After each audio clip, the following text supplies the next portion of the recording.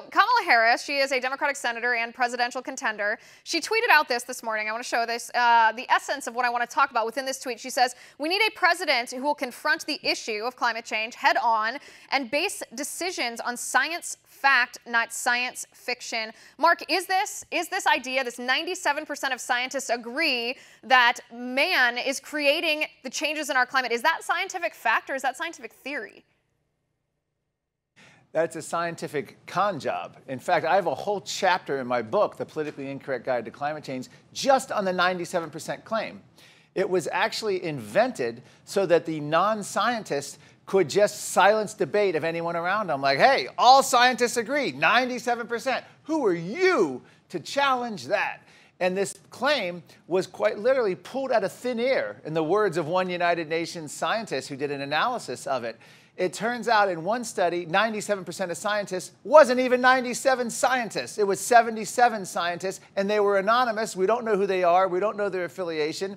And only 75 out of 77 of those scientists answered the question correctly to form the mythical 97% consensus. Right, and I always like to remind people, it doesn't even matter if it were 97% of scientists. Consensus does not science make. Consensus, opinion or ideology makes. That's great if you have your friends and you agree on something, but that doesn't make it right. And I would remind people that at one time the brightest minds, scientists, thought the world was flat, and at one time the brightest minds in science thought if you put leeches on your arm that would heal you from illnesses. So scientific consensus or consensus among scientists does not science make. And if you disagree, and I think, Mark, you can probably speak to this, if you disagree, this is very anti-science, you are ostracized from the scientific community that is supposed to theoretically be based on skepticism.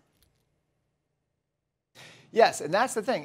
If you are an alleged climate denier, as they like to say, and you're not part of the 97% they claim, you are then castigated. I have a whole chapter in my book on that. Scientists whose careers were literally ruined.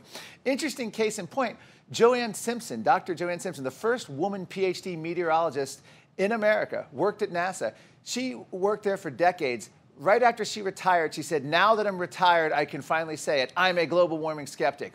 The first woman PhD meteorologist, imagine all the hurdles she had to overcome in her field. And she was too timid to speak out to say she was a skeptic until after she retired from NASA. That's how powerful these forces are. And it's beyond just what I mentioned in one study. They've had studies of 10,000 plus studies, and they claim 97% of the studies endorse the consensus. Turns out less than 1% of the studies in this study that they claim actually endorse the idea that humans are responsible for more than 50% of the warming.